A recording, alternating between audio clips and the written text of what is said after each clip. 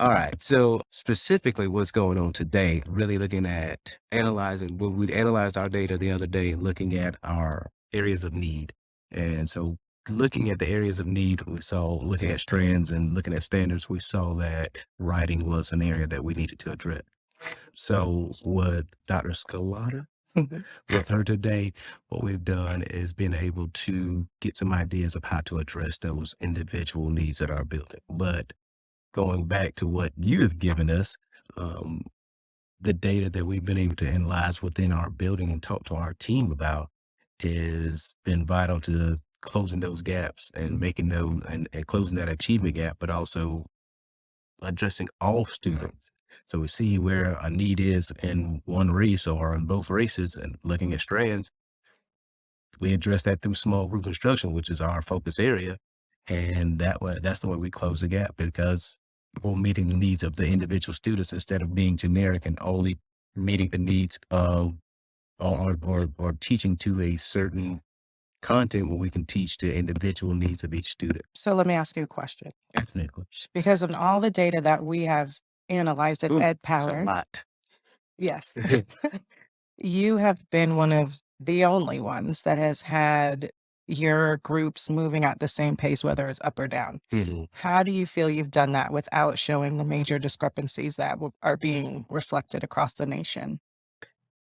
I think what we have done is focused on the individual needs of students. So small group instruction within our intervention programs, we'll like, pull out 3 or 4 students at a time. I mean, the best way of instruction is one-on-one. If I could teach a student one-on-one, find out all about them and then cater to their needs and then bring them along to where we need to be, I think that's what's best. But in a classroom of 25, that's not really viable. So, and then next best thing is small group instruction. And we're not differentiating the groups. We're actually looking at individual needs of students. So it could be a small group of 2 or 3 black boys and a white boy and a white girl and an Asian kid. Like all of those could be all together.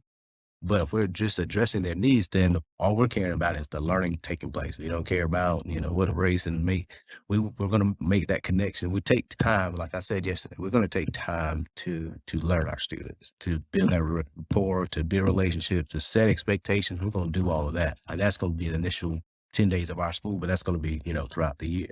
So we're going to be intentional about that. But then we're going to be intentional about individual needs. We're not going to cater to this subgroup or this subgroup. We're just going to cater to the needs of the students. We talked about bias yesterday, and we know that everyone has some innate bias. And so when we start thinking of teaching and instructing, we don't want to teach to a level up or down. We want to make sure that we are addressing the needs of students. So that's been key in getting our teachers to look through that lens, and recognizing, not saying, yeah, I love all children, I treat all children the same. You shouldn't. Not all children are the same. All children are different. So I want you to treat them differently, but I want you to find out what makes them tick and find out how to make that connection with them with the instruction. Then that's how we close that gap. I hope or guess that's going to be our motto for next year. So Congratulations. We are so proud of you. I tell you that all the time, but we really are. We're just so impressed with your now data. I'll do a lot of good work. And then the data makes it easy to have conversation. That's what Yeah. the best part about. I learned that from one of our other principals that's in another position now, but I was like, how do you have these conversations with teachers and like Dr. Scalata was saying, like these tough conversations? Well, it's not that tough when you have data to back up what you're saying. Mhm. So if there's a true need, or if there is a learning gap, or if there's a strand not being addressed, that data that you provide allows us to be able to say, here it is, black and white. So I know you say you're teaching to this. I know you say you're doing small group. I know you say you're tutoring or staying after, whatever the case may be. The data is saying this. So how do we address that? And that makes it easy. And how has working with Equity of Effort and Dr. Alam shaped anything that you're doing?